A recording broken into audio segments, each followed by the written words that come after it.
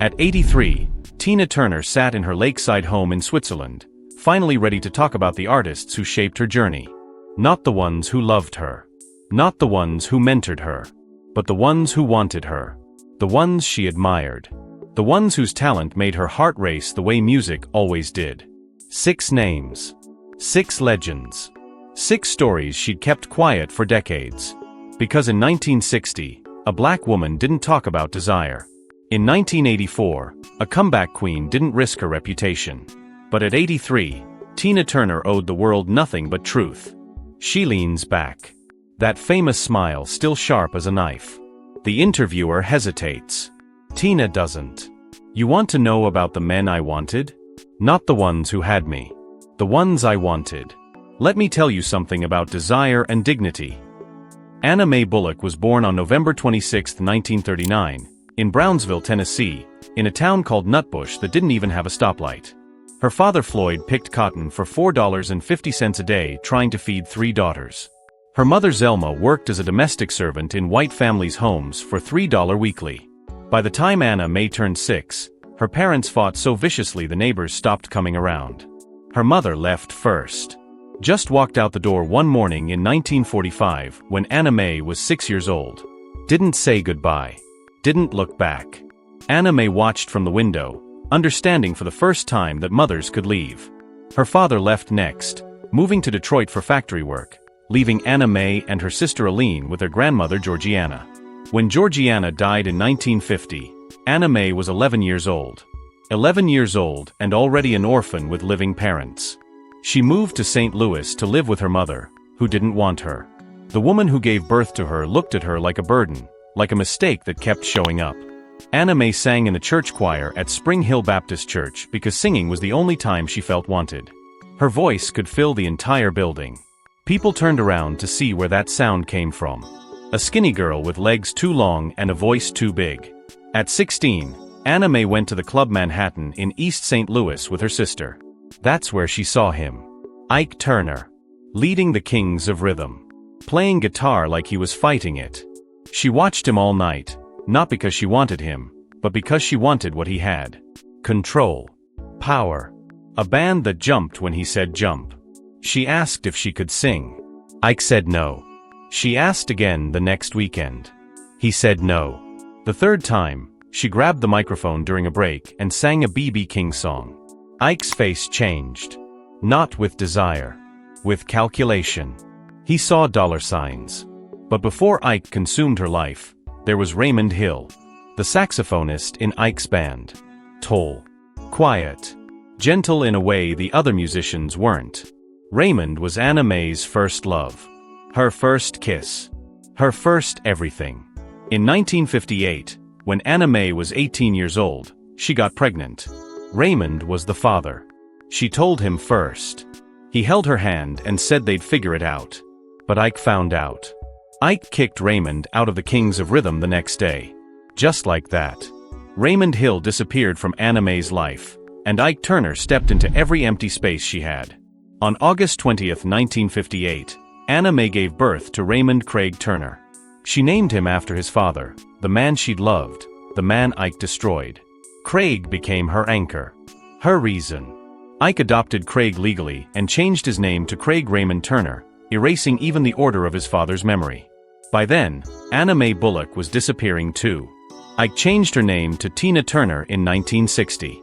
He trademarked it. Owned it legally. If she ever left, he said, he'd find another Tina Turner. She was replaceable. The name wasn't. Their first hit was A Fool in Love in 1960. It reached number 2 on the R&B charts. Tina was 20 years old, singing about love while living in terror. Because by then, Ike had shown her who he really was. The first time he hit her was in 1960. Not with his hand. With a wooden shoe stretcher. He knew what he was doing. If you play guitar, you never damage your hands. He hit her in the face. In the ribs. Places where bruises could hide under stage makeup and sequin dresses. From 1960 to 1976, Tina Turner performed under Ike's control. They played 300 shows yearly, earning $500 per night while white acts made $5,000 for the same venues. In Mississippi, They couldn't use the front entrance. In Alabama, they couldn't stay in the hotels where they performed. In Georgia, police threatened to arrest them for driving through white neighborhoods to get to the black venues. The indignity of racism outside. The terror of Ike inside. Tina lived between two prisons. But she showed up anyway. In 1966, when Phil Spector needed a voice for River Deep Mountain High, he chose Tina. Not Ike. Just Tina. They recorded at Gold Star Studios in Los Angeles. Phil made her sing the song 37 times. 37 takes. Her voice raw. Her throat bleeding. But when it was done, Phil Spector, who'd worked with the Ronettes and the Crystals, told her, "You've got something nobody else has." Rage and joy in the same breath. The song flopped in America. Racism killed it. White radio wouldn't play a black woman singing rock. But in the UK, it hit number 3. The British understood what Americans refused to hear. And that's when the artists started noticing her. Not just her voice. Her. Mick Jagger was first. In 1966, Tina performed River Deep Mountain High on a British TV show. Mick was 23, already famous with the Rolling Stones, already the definition of rock and roll rebellion. He watched her from backstage. After the show, he came to her dressing room. Ike was there, of course. Ike was always there. But Mick looked at Tina like Ike didn't exist. That performance, Mick said, was the most sexual thing I've ever seen on television. Tina laughed. Ike didn't. Mick invited them to a Rolling Stones show. They went. Backstage, Mick couldn't stop staring. Not at her legs, though everyone always mentioned her legs. At her eyes. "You've got secrets," he told her. "I've got survival," she replied. Years later, in 1983, when Tina was crawling back from bankruptcy, Mick called her. Asked her to sing Honky Tonk Women at the Ritz in New York. She said yes. They rehearsed once. During the performance, Mick ripped her skirt on stage. Intentional. Playful. The audience went insane. After, he asked her to dinner. Just the two of them. Tina said no. Not because she didn't want to, but because she'd spent 16 years belonging to a man who hurt her. She'd been free for 7 years. She wasn't giving that away for anyone. Mick wanted to dance, Tina said years later. And I was a dancer. But he never gave me the credit. He took my moves and made them his. That's what men do. They take. David Bowie was different. In 1983, Tina's career was dying. Capitol Records was about to drop her. She'd released a solo album that sold 12,000 copies. 12,000. She was 43 years old, broke, living in a small apartment in London, wondering if this was how it ended. Then David Bowie saw her perform at the Ritz. He was already a god. Ziggy Stardust. The Thin White Duke. A chameleon who changed music by refusing to stay in one place. After her show, David came backstage. He didn't flirt. He strategized. "They're dropping you," he asked. "They're idiots. I'll fix it." David called Roger Davies, who became Tina's manager. David called Capitol Records executives and threatened to never work with them again if they dropped her. David invited her to tour with him. "He saved my career," Tina said in 2013. "Not because he wanted me. Because he respected what I could do. That's sexier than desire. Respect." They toured together. Sang Tonight as a duet. The chemistry was visible. Electric. People asked if they were sleeping together. Tina always said no. David said, "Tina's more man than a lot of people think." It was a compliment. A recognition. She wasn't a woman waiting to be saved. She was a warrior who happened to be female. That turned David on intellectually. But Tina never crossed that line. "David was my friend," she said. "You don't sleep with friends who save you. You honor them." Then there was Keith Richards. Wild. Reckless. Lived on cigarettes, alcohol, and somehow still played guitar like an angel falling from heaven. In 1983, Keith came to Tina's show at the Ritz in New York. Brought David Bowie with him. After the show, the three of them went to a club. Keith couldn't take his eyes off her. "You're the real thing," he kept saying. "Everyone else is playing rock and roll. You are rock and roll. Tina laughed. Keith was magnetic. Dangerous. Exactly the kind of man she'd spent her life escaping. But there was something about the way he played guitar. The way he didn't apologize for his chaos. She admired it. Didn't want to live in it. But admired it. Keith was fire, Tina said. And I'd been burned enough. Robert Plant came later. In 1985, after What's Love Got to Do With It made Tina the biggest comeback story in music, Robert reached out. Led Zeppelin had broken up in 1980. Robert was finding himself as a solo artist. He invited Tina to a party in Los Angeles. They talked for 3 hours. About blues. About stolen credit. Black artists created the blues. White artists got rich from it. You know what they took from us, Robert said. And I know I benefited from it. I'm sorry. Tina appreciated the honesty. Robert was vulnerable in a way rock stars rarely were. He had this thing, Tina remembered. Sensitivity wrapped in leather and long hair. But I didn't want sensitive. I'd done sensitive with Raymond Hill. It disappeared. Eric Clapton was an admirer from a distance. In 1986, Tina was touring for Private Dancer, which had sold 12 million copies worldwide. Eric came to her show in London. Sent a note backstage, "You remind me why I started playing guitar. To feel what you make people feel." They met briefly. Eric was shy. Awkward. Nothing like his stage persona. Tina found it endearing. Eric understood pain, she said. His guitar cried. So did mine. Different reasons. Same sound. But there was never a moment. Never a possibility. Eric was lost in his own darkness. Tina had climbed out of hers. She wasn't going back down for anyone. Prince was the youngest. The wildest. In 1985, Prince was at his peak. Purple Rain had dominated 1984. He was 27 years old, androgynous, sexual in ways that defied category. He sent Tina a handwritten letter. "You're the queen. I'm still learning. Teach me." They met at an awards show. Prince kissed her hand. The way he moved, Tina said, was like watching water. Smooth. Impossible to contain. But Prince didn't want a woman. He wanted a muse. A goddess to worship from a distance. I wasn't interested in being worshipped. I wanted to be met as an equal. These 6 men. Mick Jagger. David Bowie. Keith Richards. Robert Plant. Eric Clapton. Prince. All legends. All talented.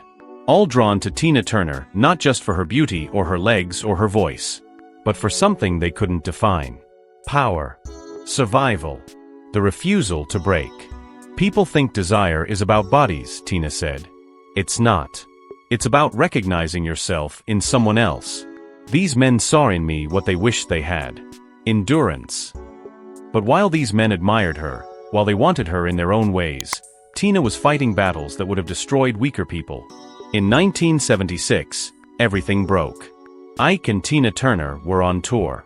They had a show in Dallas at the Statler Hotel.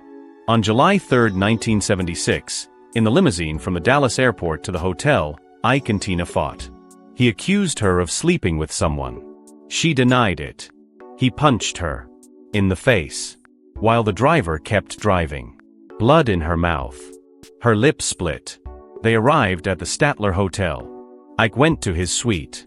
Tina went to the bathroom. She looked in the mirror. 36 years old. Face swollen. 16 years of this. 16 years of hits and fame and money and terror. She couldn't do another day. Tina walked out of the Statler Hotel. Crossed Interstate 30 on foot. Dodging traffic.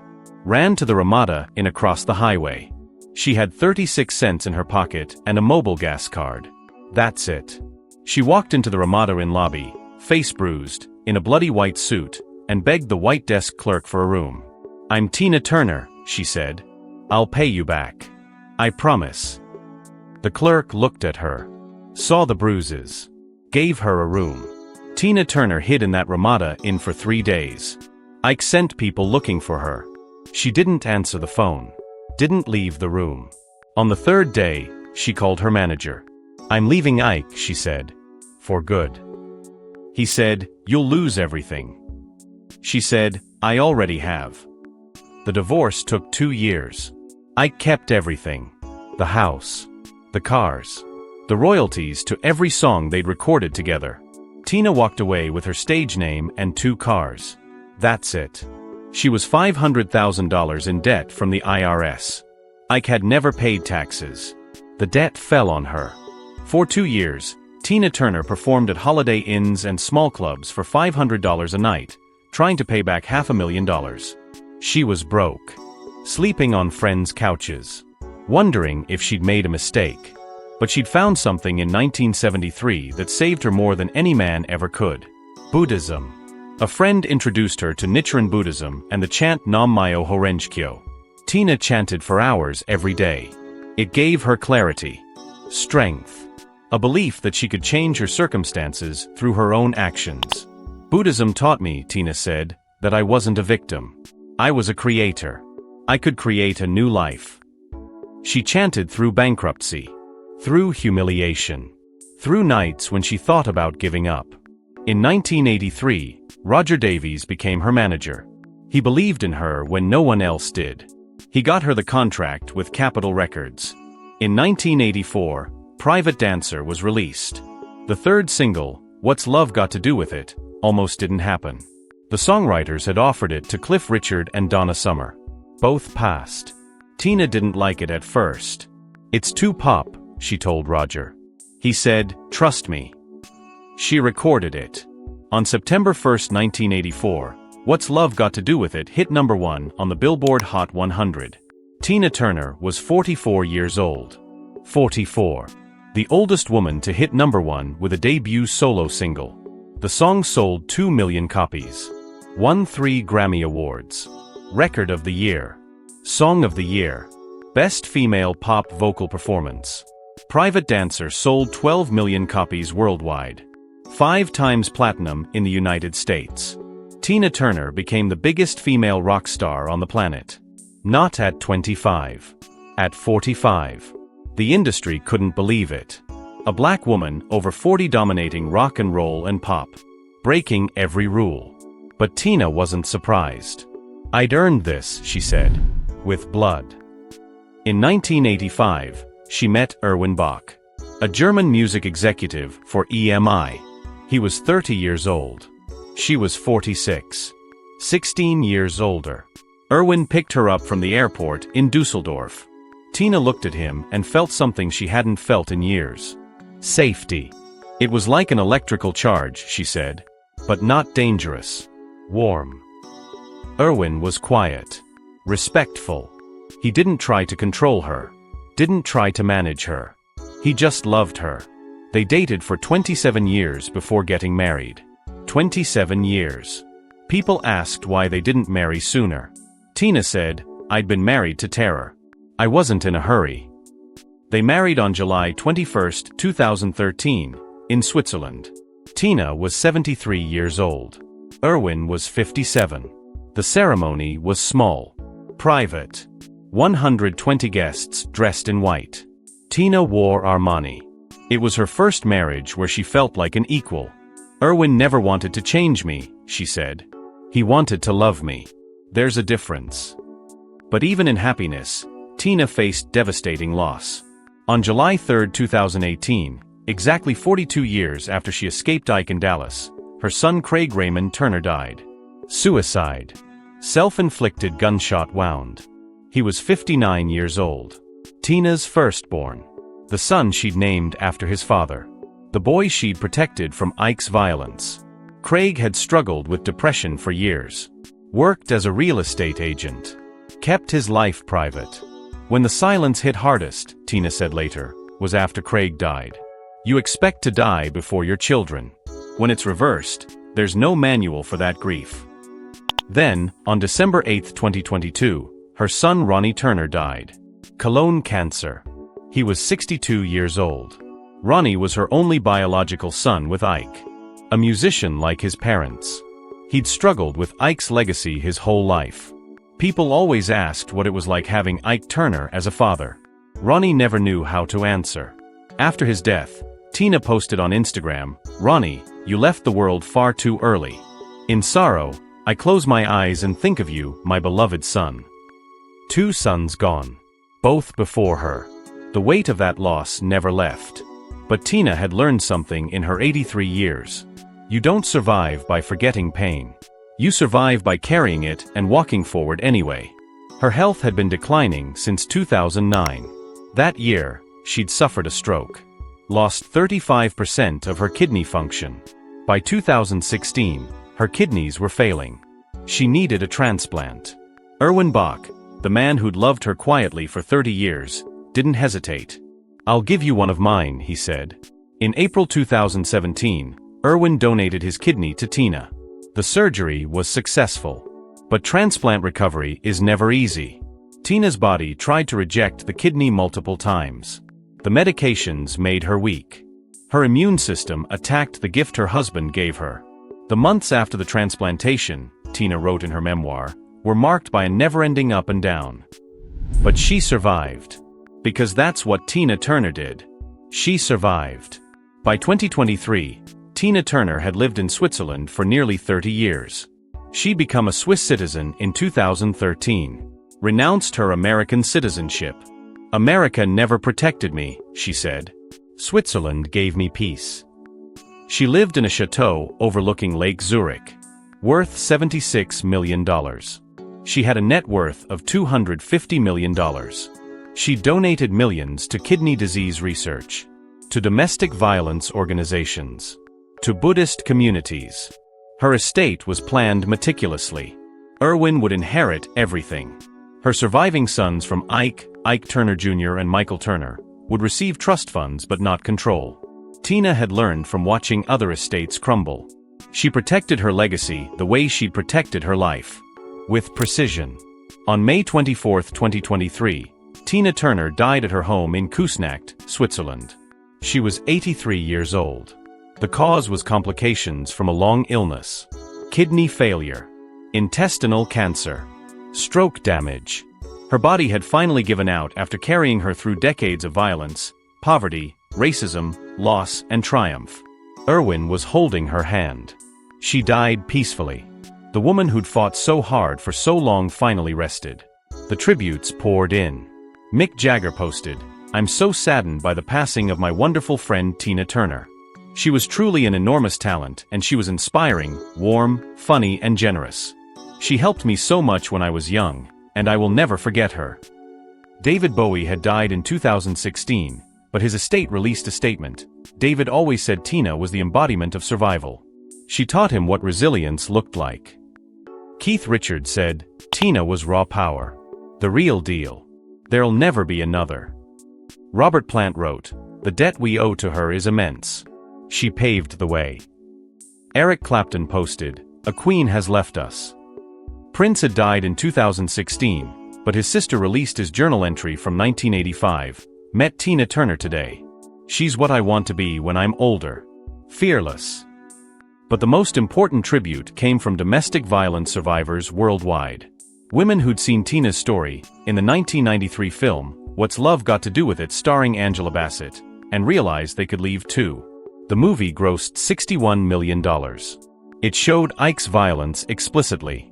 Tina had insisted on that. "Don't sanitize it," she told the director. "Women need to see that it's not their fault. And that they can leave." The movie became a lifeline. Domestic violence hotlines reported a 65% increase in calls after it premiered. Tina Turner saved lives by refusing to hide her truth. Her final album, released in 2020, was a collaboration with Kygo called What's Love Got to Do With It? Remix. It introduced her to Gen Z. Kids born after 2000 discovered her through TikTok. Her music hit streaming platforms and accumulated 8 million monthly listeners.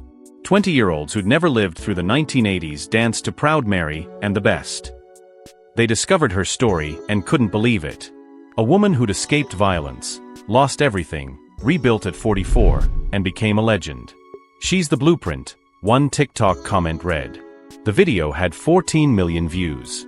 Tina Turner's legacy isn't just her voice, though that voice could shatter glass and mend hearts. It's not just her 12 Grammy Awards or her induction into the Rock and Roll Hall of Fame twice, Once with Ike and once solo. It's not even her $250 million net worth or her influence on Beyoncé, Rihanna, and every woman who's ever had to perform through pain. Tina Turner's legacy is this: you can be broken and rebuild. You can be 60 years old and still not done. You can lose everything and discover that everything was just stuff. You can want men who are legends and choose instead to wait for a man who is kind. You can be desired and still have the power to say no. You can be a survivor and a queen at the same time. At 83, when Tina talked about the 6 artists she wanted, she wasn't talking about sex. She was talking about recognizing equals. Men who understood that talent demands respect. Men who saw her not as a body or a voice, but as a force. I wanted them, she said, the way you want to touch fire.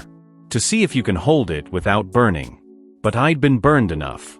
So I admired them from a distance. And built my own fire instead. A fire that couldn't be extinguished by anyone's hands but my own. Tina Turner died on May 24, 2023. But her fire still burns. In every woman who leaves. In every survivor who rebuilds. In every voice that refuses to be silenced. The Queen of Rock and Roll didn't need a crown. She was the throne.